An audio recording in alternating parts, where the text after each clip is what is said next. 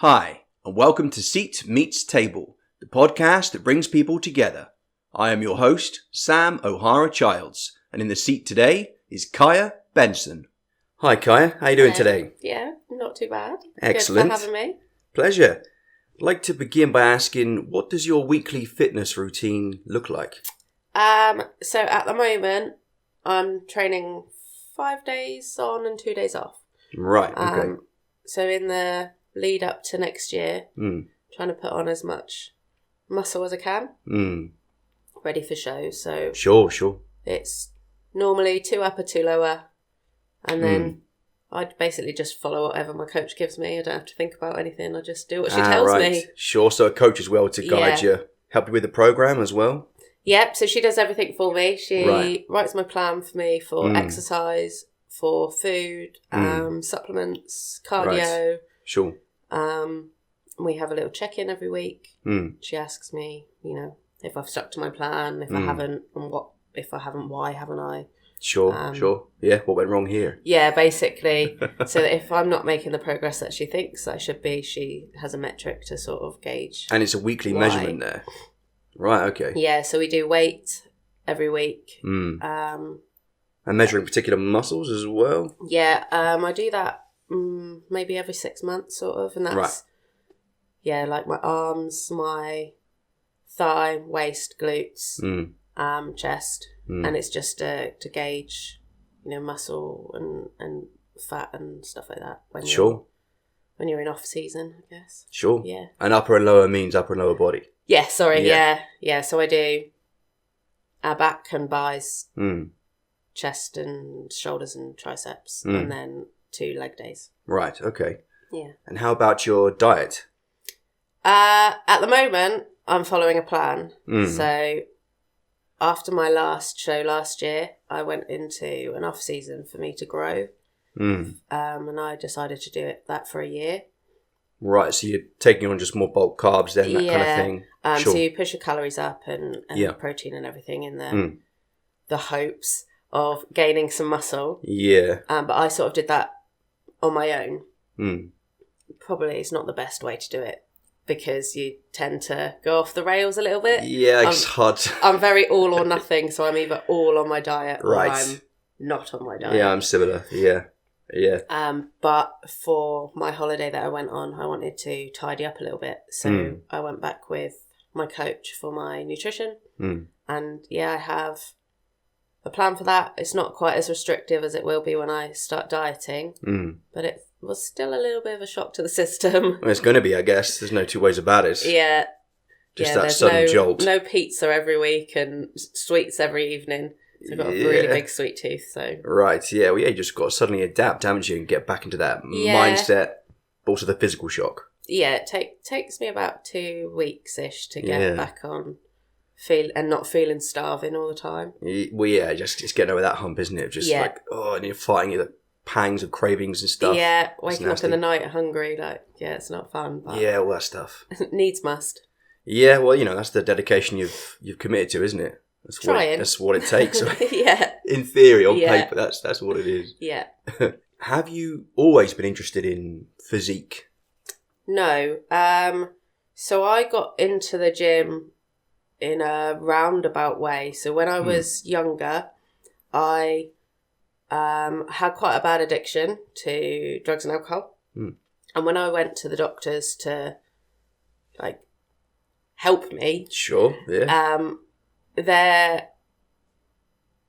not advice, but they wanted to put me on pharmaceutical drugs, antidepressant kind of thing. Yeah, to curb that mindset for me trying to, because it was I was doing a lot of cocaine, so obviously it's a dopamine thing. Sure. And I was like, well, I don't really want to swap one drug for another drug. Sure, yeah.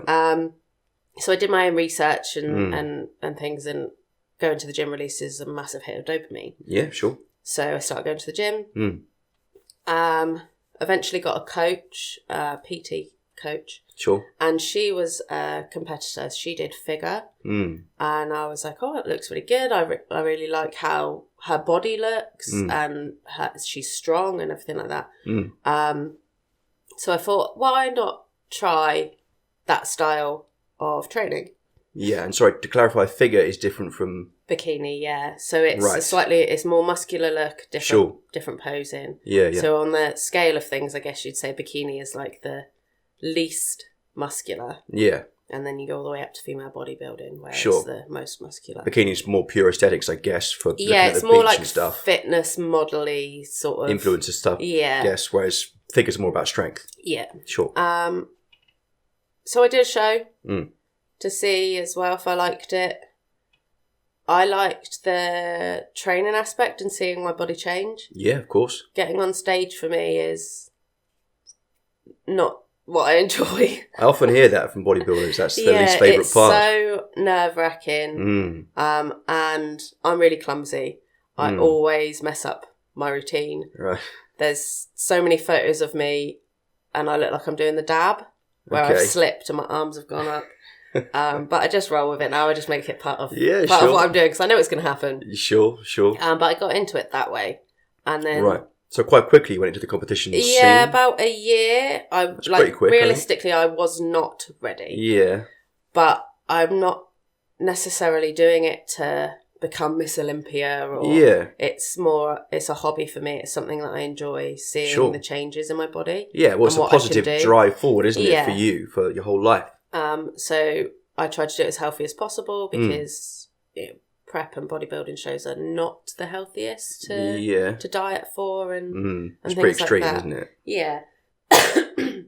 So because it's not like a career for me, I do it as healthy as I can to negate any negative effects on my body later in life. Well, yeah, that is an important consideration, isn't it? And you hear about a lot of bodybuilders crashing out by the time they're 40 or something. Yeah, and quite, recently quite a lot of died and they died quite young. Yeah. Well, just they've hammered their body and the heart can't take basically, and injuries and all sorts like that. Yeah. So, and it's really expensive. It is really expensive. Actually, yeah, that's probably a part of it. Not a lot of people think about. It's just coach, training, membership, equipment, I guess, admin fees to join. Yeah, membership fees. Then you've got, for women anyway, you've got your shoes, your bikini, which is like £500. Yeah. It's actually ridiculous. The gear, yeah. Travel, hotel, all sorts. Tan. Even marketing maybe to a degree can come into it. Yeah, it all racks up. Yeah, sure. And it is expensive. So if you're just doing it as a hobby like I am, it is a very expensive hobby, yeah. But there is obviously the payoff. There is, yeah. I'm lucky that because of competing, I get to work with some brands and things like that, and that negates some of the costs for me. Sure, balances it out, yeah. I now make my own bikinis because... Nice. It's a pretty cool step up. It's cheaper for me. Sure, yeah. And I do my own tan and stuff like that and do my own hair and makeup, so... Sure, yeah, there's what's the right way of putting it? Corners to cut, I guess, or just to take out some of the extra stuff. Take some of the extra money and stress out of trying to fund this hobby that is really 5 minutes on stage. Well, yeah, and it's kind of funny you talk about being nervous on stage because that is the end point. Yeah, it is. Yeah, obviously you're huge. It's good comment. Nerves and bad, not bad nerves, but you're nervous because obviously you want to win. Yeah. But also there's so many people in the audience. It's exposing, isn't it? It's just... And you are basically stood there in you've got your kit off, suit pretty much. Posing and all that stuff. Yeah, I don't know. Yeah, it is quite funny. Yeah, well, yeah. I guess as part of it, it's kind of inherently absurd in a way. It is, because you've got the tan on and stuff as well. Yeah, mahogany. Yeah. Yeah. Like a piece of furniture or something. I don't know. It is. But, it's no different from any other sport, I guess, in the sense that if you don't do it, you don't necessarily get it. Yeah. It looks crazy, or why are you doing that? That's weird. Why are you not eating? I'll just have this. It's fine. Well, yeah, that's why I wanted to talk to you, because it's such a fascinating field of discipline, basically. Yeah. An extraordinary amount of discipline, and not a lot of people would understand it unless you're within that world, that vortex kind of. Yeah, it is like tunnel vision. Yeah, and it has to be. When you decide that you're going to do a show for, say, you're dieting for about 20 weeks, that's all you're thinking about. So all consuming. It is quite it's a selfish sport, for definitely. Well, it's very self-focused, I guess. Yeah, my kids understand and they've been grown up with me doing it. Yeah. So to them, it's just our mum's doing a show. Doing a thing, sure. But it is like, you know, they're like, oh, we want to go out and eat. And I can't. Yeah. So I'm there sat with my Tupperware whilst they're having pizza or whatever it is. Yeah, basically. But it is just like, it doesn't bother me doing that anymore. So sure, yeah, things become normal, don't they? Yeah. Become routine. What was it like to win Miss Devon when you won? Bittersweet, to be honest. Okay. Obviously, it was really, really good. I really enjoyed the show. It's so well run. Nice. And it was the first time that Andy, who owns Jackson's Gym, had put on that show. Right. But there was supposed to be 3 other women, I think. I believe 3 other women that were supposed to be doing bikini, and they all dropped out. So, depending on who you speak to, I won by default. Okay. Because I was the only person on stage. Right. So that's why it's sort of bittersweet. So this is why I'm going to go again, with the hopes that there is actually more people on stage. Well, yeah, to confirm it, I guess. Yeah. To solidify it. Well, that, and it just, the atmosphere is better backstage. So I was just in a room on my own, waiting, basically. Yeah. Whilst it was really chill and I was just doing my own thing, it's nice to interact with other competitors a bit more. Of course, that's part of his camaraderie, right? Yeah, and even though you're competing against each other, I've never found a show where everybody's like, no, you're my competition. Everyone's like, oh, I'll help you do this, and oh yeah, I'll help you do that, oh, let me sort your bikini out, or whatever it is. Yeah. So it'd be nice to have that experience next time around. Yeah. But, you know, I've still got my trophy, I've still got that title. So yeah, it was nice, and it was the first show that I did with my present coach.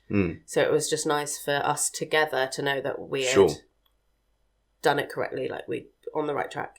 Yeah, and also that you still won.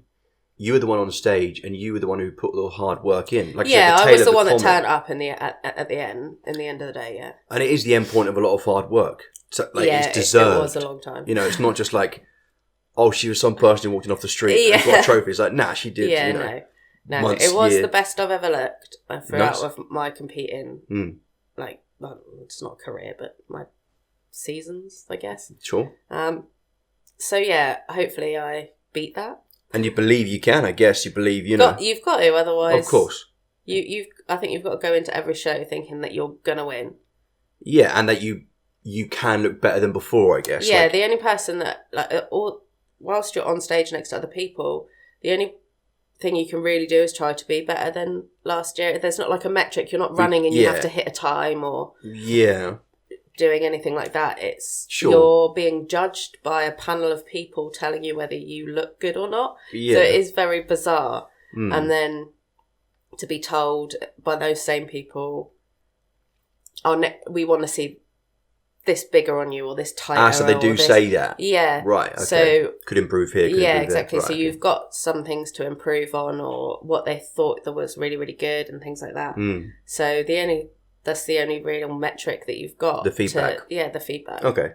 That's helpful. It is. Rather than otherwise you're just blindly training. Yeah, like what happened? Yeah. And also if you win or don't win, it's like, well, I think I looked good. Yeah. I didn't hear anything. You know, I don't know. Do you believe in the power of transformation? Yes, but I think there's a lot of different aspects that go into that. Obviously you can transform any area of your life. But I think if you haven't put yourself in the correct mindset, then it won't stick. So I definitely think that you need to work on yourself before anything makes a permanent change. Me and my stepmom are very wishy-washy in the sense that she and me are both into like crystals and things like that. So there's like a term called shadow work. Sure, I know the term. Yeah. So I definitely think that everybody should do that sort of deep. Yeah. Not necessarily therapy as such. But there's other ways yourself. To do it. But working on, I don't know, past trauma or anything flaws like that. Or whatever it might be. Yeah. Sure. Character flaws, because we all have them. Yeah.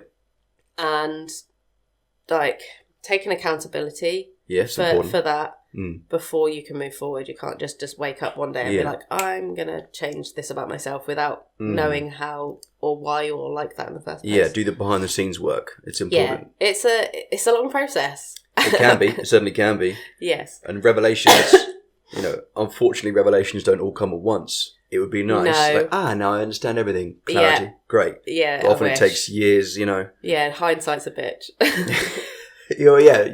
Especially when you think back, or you look back and think, why the hell didn't I realise that earlier? Yeah, but then I'm also a firm believer in everything happens for a reason, and even bad things will teach you but again, something. I think with that, a lot of it is mindset. My view is things do happen for a reason, but only through the correct mindset can you transform them, that word again, into a positive outcome. Yeah. If you act like a victim or things just happen to you, then it can just be a spiral downward into chaos. But if you do take it on and think, right, no, I can use this as fuel to change something, then you've got the power. People talk about manifestation a lot in the terms of, well, whilst I don't believe that I can just manifest myself to be a millionaire, I do believe that what you put out, you get back. Yeah. So if you're inherently negative, then you're going to see that only negatives. Whereas if you're more of a glass half full kind of person, you tend to put a spin on things that are more positive. Well, and so much of it is attitude. Like I was going to say, my parents are Buddhist, so I grew up around the whole world of crystals and holistic therapy and Reiki and spirituality and karma and all that stuff. And it's a big Buddhist idea that I generally live by. Again, with just energy, right? If you put positive energy out there, generally that's what will come back. Mm-hmm. And a lot of that is simply in the mind. It is, in the indeed, attitude. Yeah. It took me a long time to realise that, and a few trips, should we say? Sure. Doing a bit of peyote and stuff. So nice. It can be a powerful tool. It can, and it definitely switched my brain completely in how I new paradigms. It's important. Whilst it's not for everyone, and I'm not going to advocate for everybody to go out and have a psychedelic trip. Sure. You got to want it, I guess, as well. Yeah, it did change how I am as a person. Sure. Yeah, I used to be a very angry chef, and now I'm a little bit less angry. Well, and you can just live more peacefully with yourself, I guess. Yeah. Now, hopefully, and sleep better at night, that kind of thing. Well, I don't sleep very well, but who knows? It in terms of my life, yes. Yeah, take your peace where you can find it.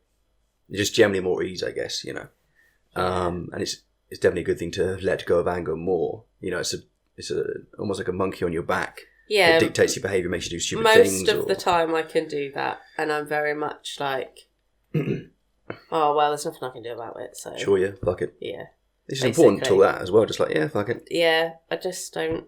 I'm just like, I don't care. Yeah. It's all good. It's done now. It doesn't matter. Sure. It can be pretty... It's almost like the definition of soft power. Just to let it go. It's like, there's a lot of power just from release. Yeah. You don't have to be a hard person all the time, which took me a very long time to realise. It's an important realisation, and it's hard to come by. It doesn't happen for everyone, I think. Maybe for some people it happens much later in life. You have a series of experiences and revelations. It does just unlock for you. Yeah. And you're like, actually... Yeah, I can change this way. Had I don't want to say a rough upbringing, but a difficult upbringing, which made me a very hard person and pretty angry at the world. Sure. And it did take a very long time into adulthood to just be like, I can't be bothered. Well, that's part of it as well, it's fucking tiring. It is, like everything. It's just draining. Yeah.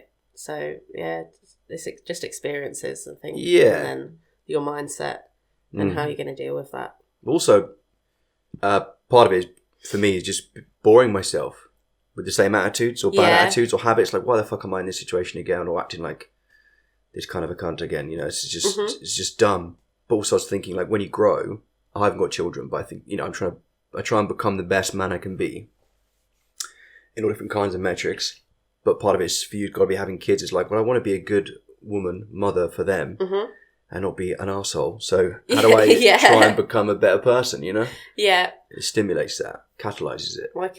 I grew up with my kids, so I was only 18 when I had my son. Mm. So we grew up together. It's probably why we're very close. Yeah, I see that. And I think part of the reason why he is such a well-behaved 16-year-old is because we grew up together. So I wasn't at that older stage in life where I was like, no, you can't do this. I can't do. I'll be like, oh, I've done it. I'll just tell me. Like, Yeah, it can be freeing now. I see that. That's interesting. Oh, there are pros and cons to every way of doing it, I guess. There is, yeah. I do get what you're saying. Why is it good for women to lift weights? Well, not women specifically, but everybody. Doesn't have to be. I think with me, obviously with the kids, they get to see that their mum is being healthy. You know, I'm able to run around with them when they were younger, although not so much anymore. And you're strong? Relatively. I mean, it's all relative, isn't it? But you're stronger than I am. Some other mums and women, you know, your age, aren't you? I guess, yeah. You're a figure of strength to them, I'd expect. I hope so. And not just muscle, but also the commitment to the lifestyle is strength. Yeah, they see that. And I've coached a lot of mums and stuff and able to help them that way. Yeah. But I also think that you know, the earlier you start working out, the healthier you are later in life. So lifting weights is really good for like osteoporosis and bone density later in life. Sure, yeah. Which will keep you active and independent throughout your just better quality of life. Elderly years. Yeah, the silver years. Yes. And, you know, heart health, everything like that. I don't understand why somebody wouldn't find something that they enjoy. It doesn't have to be weightlifting. It doesn't have to be just something that you enjoy doing. An activity and exercise. Yeah. Sure. To keep you healthy, to keep your mind active. Yeah, that too. It's also a really, really good tool for depression. It's not it's not a cure by any means, but it definitely helps when you can just have time to yourself where you're not necessarily thinking about anything apart from what you're doing in that moment. And then obviously the dopamine and everything like that, positive changes through your body, it makes you feel better. Sure. You feel more confident. Yeah, and strong, I guess, is part of the strength, confidence through strength. Yeah. And obviously as your body changes and stuff, everyone likes to look good. Yeah. So when you look better, you generally feel better, and it's a perpetuating cycle. Sure. Yeah. Do you encourage women that you know to lift or do exercises? Do you say like, no, this is good for you? Yeah, but only if they come to me. I'm not going to be like all preachy and listen near you. You must go to the gym or like whatever it is. But I do get a lot of people oh my god, that I work with, that will ask for advice or you can be the mental figure because they know that's your background. Sure, I do help where I can. Yeah. How have you most changed since starting bodybuilding? I mean, we've kind of touched on it a little bit. We have. Mindset and things like that, and obviously it helped me fight an addiction that I had. Whilst I wasn't like a mega addict, I would have called myself a functioning addict. I still went to work, I still went to uni, still did everything that I was supposed to do. However, come the weekend, I'd be off the rails. Yeah. So it changed me most in that sense. And then also completely changed the circle of people that I was around. That's interesting as well, yeah, that part of it. So being in like a party scene. Yeah. And then obviously I went to the gym and I was there a lot more than I was with those people. Sure, and they would be like, oh, let's go out tonight. And I'm like, oh, no, I'm going to go to the gym or I'm going to do this instead. Yeah. And it just became like a wedge, I guess, between... But an important one. Yeah, it was. At the time, it was a bit like, oh, I've lost... I was quite young. I've lost all my friends. Yeah, there's always that feeling. But now I'm in a different circle of people where they get it and they understand it. And it's never like, oh, let's go out and do this and this. And there's always like, oh, why don't we go up country and check out this really cool gym and then we can go for something to eat. Sure. And also some of them might have had similar experiences to you, right? Going into that scenario. Yeah, I know a lot of people that have just joined the gym and then all of a sudden they're bodybuilders. Yeah, sure. or powerlifters or whatever it is. It's just a different circle of people. It definitely has an effect, doesn't it? That changed who I am in my life, really. Yeah, I can see how that would reshape you. Yeah, just who you're around. Who you associate with. Yeah, helps the circle. Your like what's going on in your life, either positively or negatively. Well, yeah, and what do they facilitate or catalyze? If they just enable or push, the drug thing, or if they're about fitness and, I guess, in general, positive transformation of the self in the gym. Yeah, then they're going to encourage that, and you're like, great, that's the energy I'm getting. So Don't get me wrong, bodybuilders still like to party. Of course. But it's few and far between. Sure. You just don't have that much free time to do that when you're it's going to mess up all your progress, isn't it, if you do it too much? We still go out clubbing, it's just we don't drink. Sure. We're like, this is cardio. It's how you start thinking about everything in your life. Yeah, I've been in that kind of a similar place to that. When do you feel most confident? It changes. I'm a woman. One day we'll wake up and be like, I look great. And then the next day we'll be like, oh, I look disgusting. Sure. I guess, I don't know. What's the context, I guess, when you feel like, is it in the literal gym when you're really going at it? Or yeah, when I'm in the gym and I hit PBs or I can see in the mirror, progress. Sure. Then, I feel confident. Body wise, probably when I'm halfway through a cut, it's like a sustainable look, and I feel more confident in that rather than on the end of a bulk where you're really uncomfortable, or because you're just bigger, or the end of a diet when you're emaciated.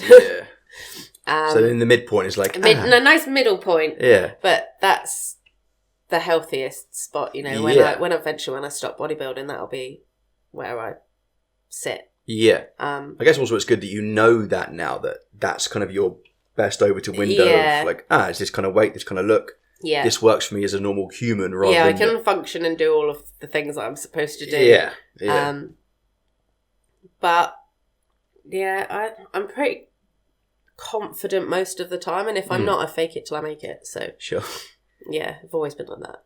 Sure. But I guess, I don't know, it's kind of a hard question to answer, I guess. But I guess, the gym would be your main place where you'd feel it. Yeah. Because you're working at the kind of coalface there, aren't you? You're doing the work. You feel strong. You're working at PBs and stuff. Yeah. Yeah, it's good. And when you see new people start and they are maybe watching you or watching other people that you're training with. And you feel like you're sort of inspiring. Yeah, you're an aspirational figure, aren't you? But it's nice to see new people, or even when they come and ask you for advice, or I guess that's they a boost. Build that confidence to come and talk to you, or the other way around. Because I don't really talk to a lot of people in the gym. I just go in and do my own thing. But sure, just they're like, hi as you walk in, that you're part of the club. Have you got a favourite exercise to do that you've always loved and you still love, or does it change? It changes. When I am bulking, anything that I can lift a lot of weight on is my favourite, because it makes you feel a lot stronger, and you're like, this is what the extra weight is for. Yeah, I'm converting it here. So in that sense, I like leg presses and hip thrusts and stuff like that. I don't really squat. And then when I'm dieting, it's normally some sort of shoulder exercise, because it's where I lose the fastest. Sorry. Oh, for your body, that's just where it... that's just where it drops off first, so I can see the muscles. So almost like the tide going out. It's basically. Shoulders. Yes, I'm like, I can see a bit of muscle. And then that's when I prefer to lift upper. But generally, I like all exercises. The only thing I hate is Bulgarian split squats, but I think that's most people's. Probably. They're vile. Yeah. Yeah. They're horrible. All right then. What's your favourite muscle group to work on?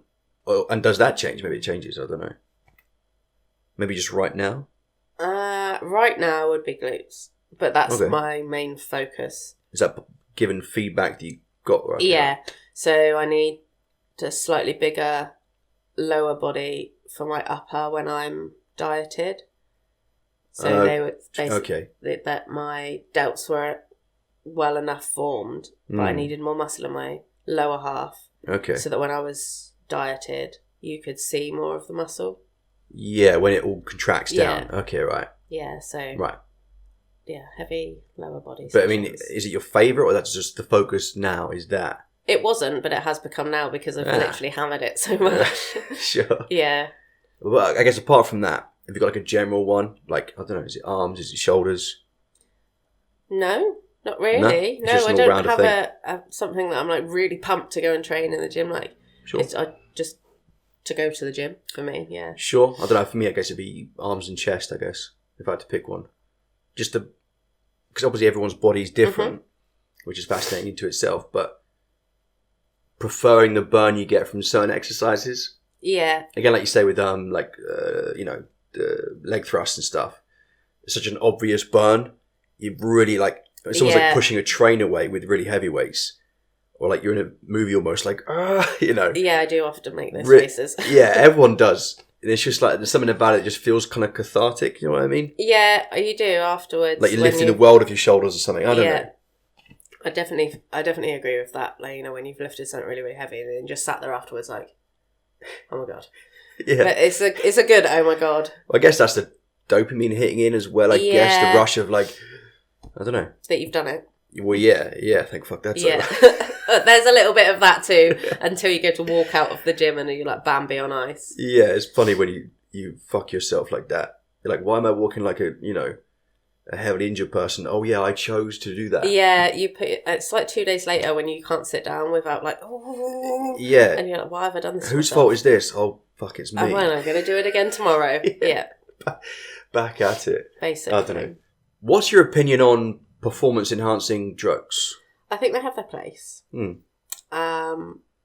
If it's going to be your career, if your goal is to be on the Olympia stage, really then push at it. some point in your career, they're going to become a factor. Yeah. You're either going to think about it and do it, or you're not, but you're going to look into them at some point. Sure. Whilst that's fine, I think the everyday gym goer that's now deciding to jump on gear, which a lot of people do, and I think that's stupid. If you're just going to the gym to look good, and then you decide to take gear to speed that along, with no real reason behind it other than you don't want it to take 2 years. Yeah. I think it's stupid because you're putting your body in danger? Yeah, there's a lot of negative side effects. Yeah.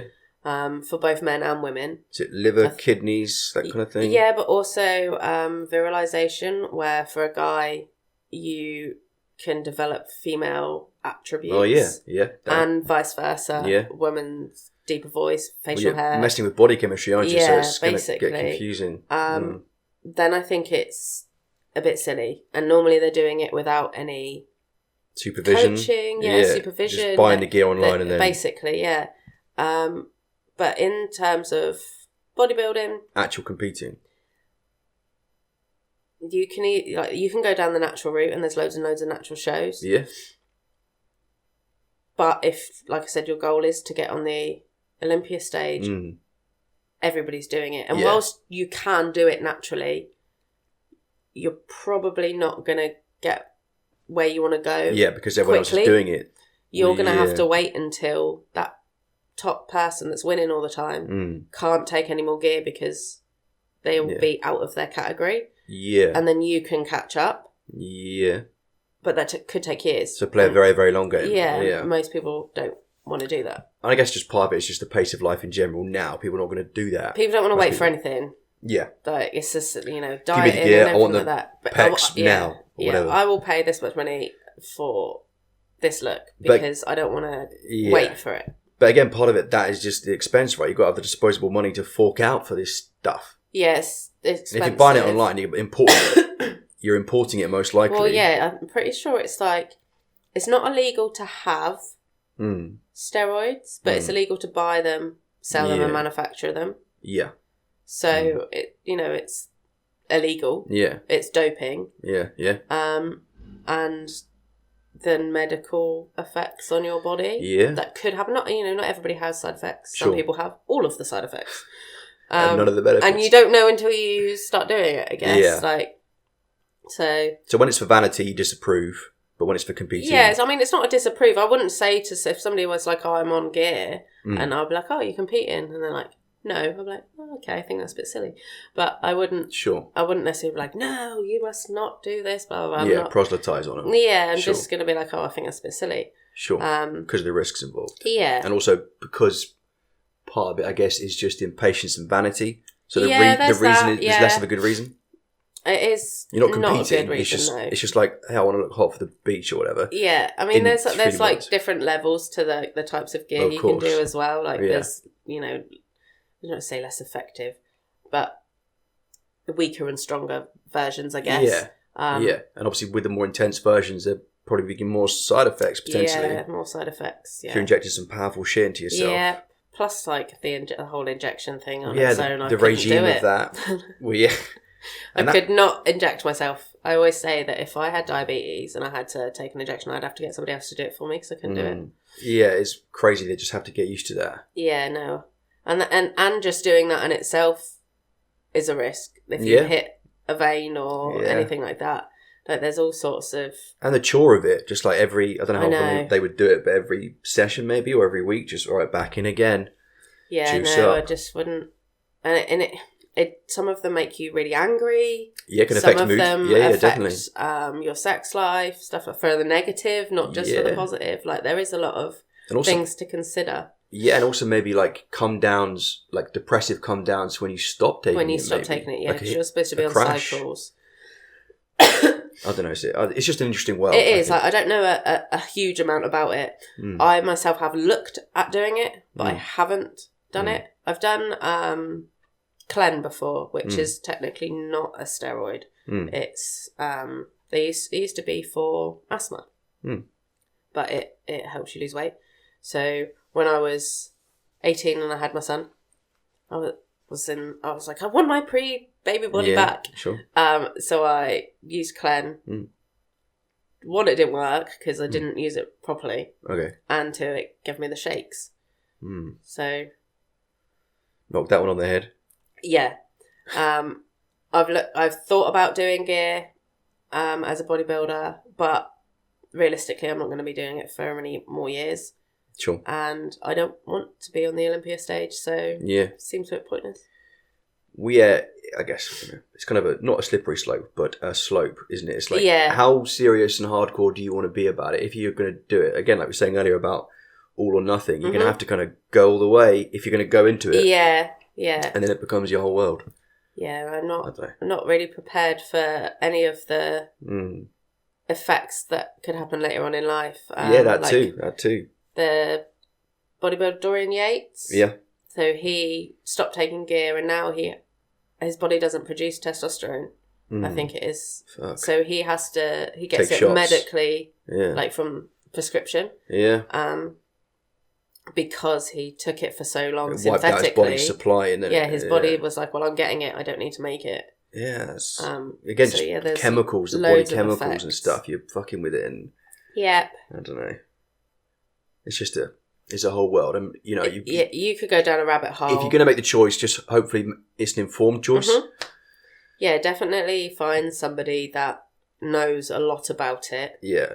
Get blood work done. Yeah, science stuff. All that stuff. All that stuff to, health markers and things before you jump don't play with it. And start small. Because it's probably not worth it just for bigger biceps or something to take the risk.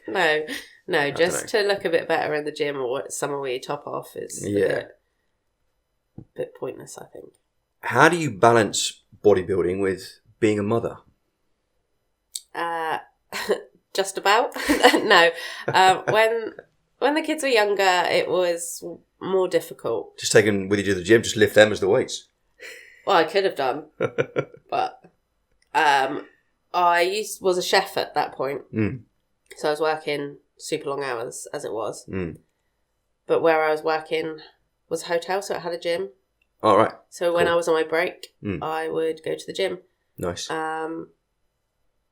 Or I'd go really early in the morning before I started work, after I dropped the kids off to where they needed to be. Pretty intense schedule then. Yeah. So the cocaine came in? No, I don't. I was over and done with that. Sorry, that was a stupid joke. By that point, a lot of pre-workout though.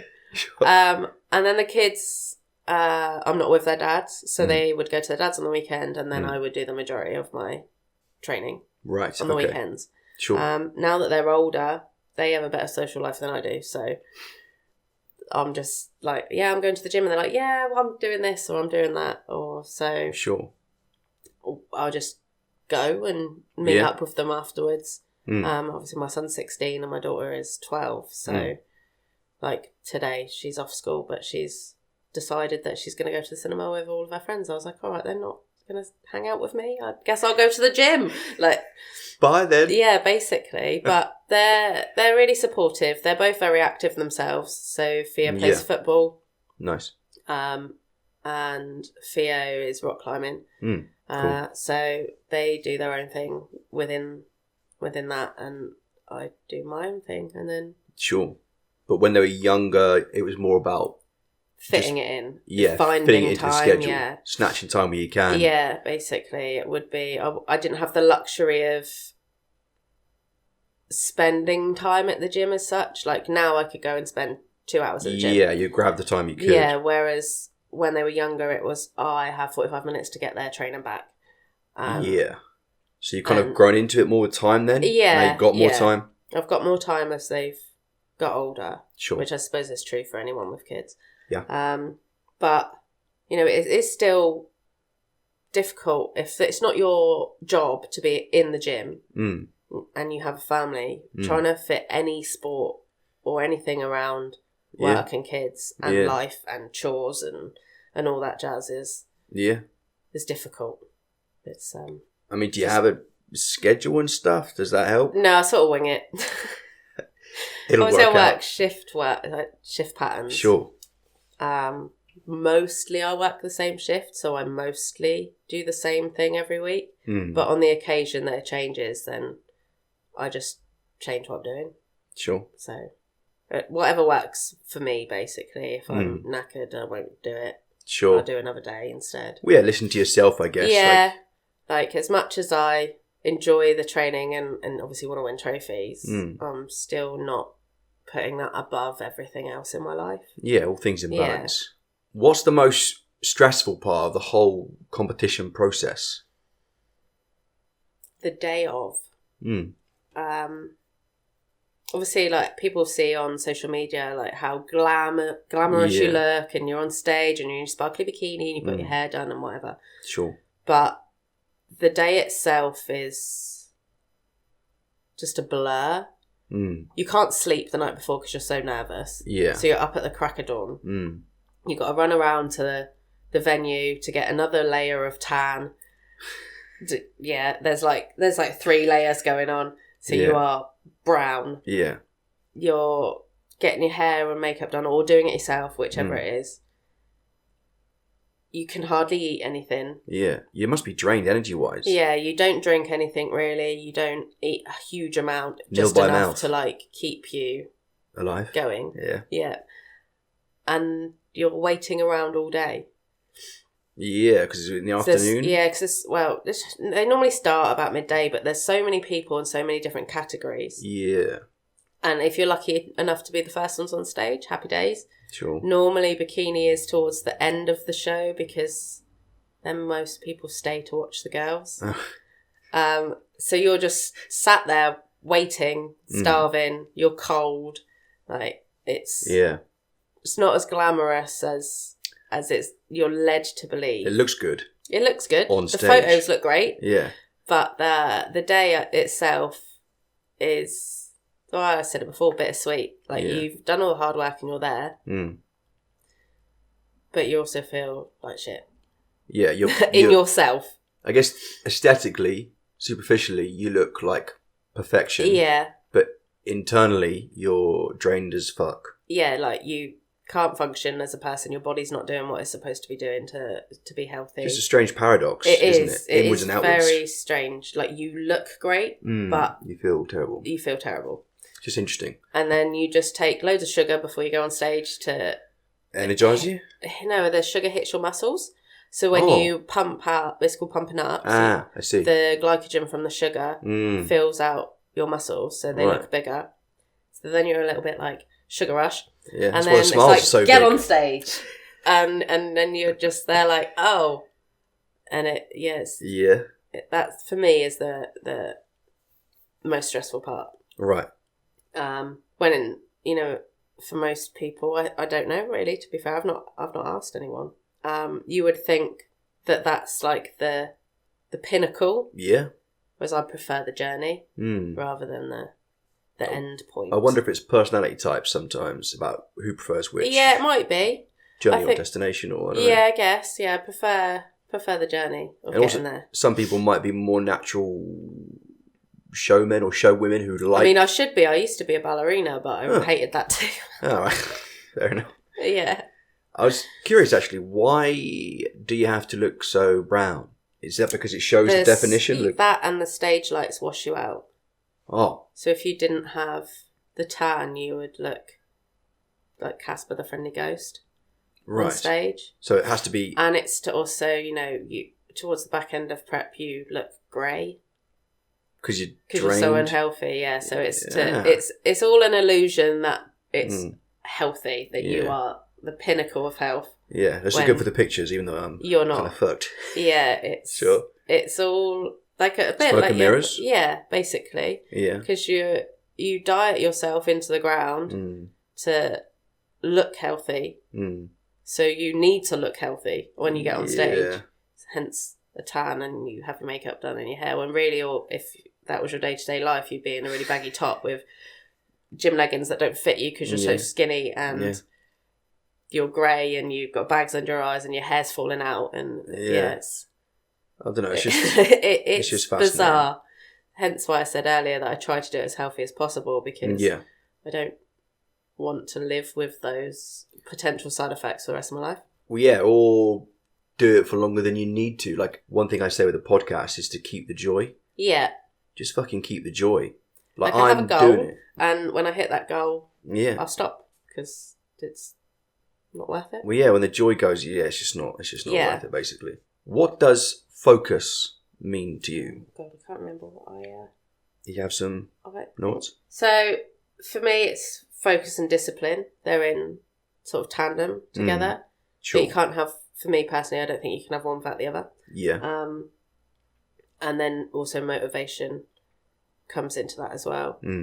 When you start something, you're obviously really, really motivated, generally, to do that thing. And then at some point, that dips off. Yeah. And you need that discipline to keep you going. So focus is the application of focus. Like, the lens is on something. Yeah. And discipline is the undercurrent of steel that will stick you at it. That will keep that focus. Yeah. So they are different, but they are in tandem. Yeah, for me personally. Gotcha. And because, I don't have motivation to go to the gym all the time. It's the same as people aren't motivated to go to work all the time. Sure.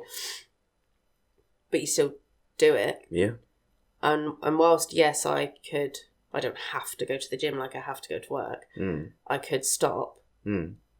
But then would I slip back into old ways or being unhealthy? Yeah.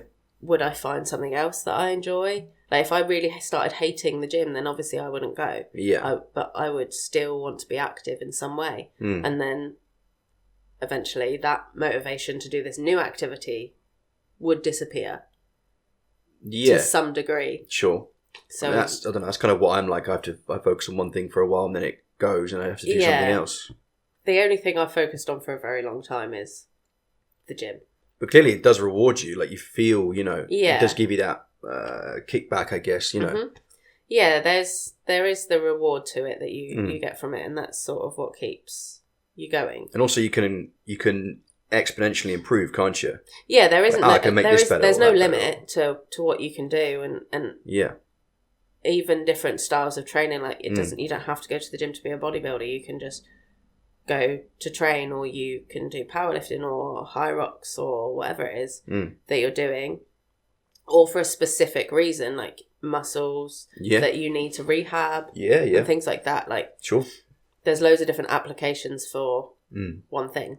Okay, for my last question, which 3 bodybuilders, past and present, do you most admire? It's going to be a bit of a weird answer because I don't admire any. You despise all of them? No, I don't despise them at all. Like, obviously, I admire what any person that's got on stage as a bodybuilder has done. Yeah. However, I think that a lot of the ones that are in the public, that the people know about, that's their job. They're being paid to do it, or they're sponsored to do it. Yeah. They're already personal trainers. They're in the gym 24/7. Yeah. If that was my job, it would be so much easier. Yeah. The people that I admire that are getting on stage are the people that have normal lives. People like yourself. Yeah. Sure. Mums, dads, older people when they're doing over 40s categories and stuff like that. First timers, people that have a life outside of bodybuilding are the people that I most admire and most watch. I understand. But they have the passion to pursue it as a hobby. They're doing it around their lives. They're making the time for something that they want to do, rather than like at the point where that is their life. Yeah, well, it's kind of more heroic, isn't it? Yeah, that's how I think it takes a lot more grit, I guess. I get that. I see to do that. it. Yeah. Obviously, when like the Olympia's on and stuff, I will loosely track it, but I'm not. Although I do bodybuilding, I'm not like, it's not my focus all the time. Like, I don't. Oh, the Olympia's on, I need to watch it. Like, I don't. Yeah, shut up, everyone else. I don't really. Just doesn't really bother me. Sure, it's just another thing. Yeah. To obsess of, and I try not to look at other people's physiques, and that because it can become negative in comparison. Sure. I'd rather not. Like, I don't search for people that are going to do the shows that I'm going to do, because I don't want to put myself in that negative. Oh, they're better at this than me, or whatever it is. Sure. I follow some bodybuilders, but that's mainly ones that put out information about training mechanics and stuff, programs like that. or whatever. Yeah, bits to make. Sure. You could tweak this and tweak that, and this might help and that might help. Yeah. Rather than just following people that the big names. Yeah. Yeah, sure. No, I get you. I think that's a great answer. I see that. Like I say, I think it's more. Obviously, I'd love to sit down and have a conversation with Arnie, but probably not going to happen. Well, also, a lot of those conversations have been had, I guess. Yeah, they have. So maybe less interesting. Yeah. It's like, how about the normal people who are just trying to do it whilst balancing being a parent and a I'd job? rather have conversations with them. How do they make it work? How do they find the willpower? That's fascinating. Yeah, I much prefer those types of people. Well, they're more relatable, aren't they? That, and more approachable. Yeah, I guess that's that as well. Plus, that there's not a swarm of people trying to talk to them at like expos and things like that. Sure. Yeah, when it just seems a bit more like bragging. Like, I had a photo of when this it's got that person, showbiz element to it, it's person. different, isn't it? Yeah, it does change things. Yeah, it just so does. I tend to keep to the people that are like me. Yeah, sure. Normal, I guess. As normal as you can be. On paper. I'm normal. On paper I'm normal. Yeah. Well, great. Thanks for talking. That's all right. Appreciate it. Thanks for having me. Pleasure. Thank you. Thanks for listening. Please like, subscribe, rate, comment, share, all that good business. And stay tuned for more fantastic interviews with brilliant guests. There's a seat here waiting for you.